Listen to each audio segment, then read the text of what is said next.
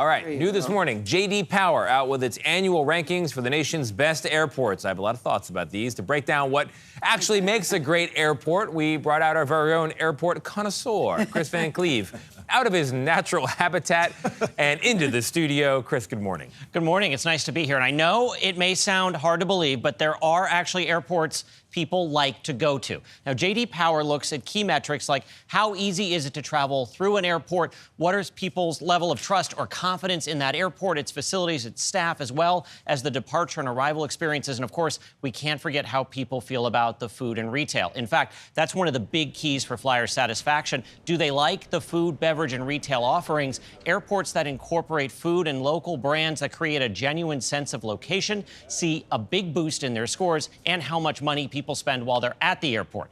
All right, here are the winners. Minneapolis-St. Paul International was the top-scoring mega airport, followed by Detroit and Phoenix, also a great airport. In the large category, John Wayne Airport in Orange County, California, beat out Tampa and Dallas Love Field. Among the medium airports, for the fourth year in a row, the winner, Indianapolis International Airport, followed by Southern California's Ontario and Buffalo Niagara Airport. Now, Indianapolis is routinely ranked as one of, if not the best airport in the United States. In fact, each of these winners are repeat performers from last year. The findings are based on more than 30,000 flyer surveys.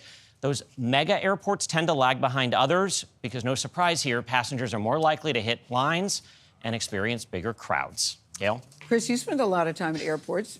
Are they correct with this list? Do you have a favorite? I think, the Indianapolis airport is pretty remarkable. Yeah. A few years ago, we did a Sunday morning piece where we went to the world's best airport, which is in Singapore, and then traveled all the way to Indiana to see the U.S. best. It does give you like a real feel of the Hoosier State, and that's part of its appeal. That's nice. I just want the drop-off to be close to the gate. Exactly. I don't want the long walk. Exactly. I'm not trying to get a workout at the airport. Chris Van Cleve, thank you very much. Lazy. Come on, we got bags.